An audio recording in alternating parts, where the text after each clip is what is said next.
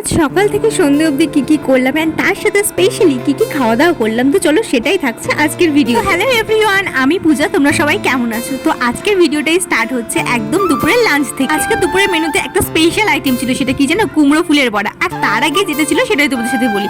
এখানে আজকে মা নিহেরে মাছের একটা তরকারি করেছিল, যেটা আমার মা আলু আর পেঁয়াজ দিয়ে মানে এত দারুণ টেস্টি হয় না। তার সাথে ছিল শসা, পেঁয়াজ, লেবু অ্যাজ এ স্যালাড হিসেবে।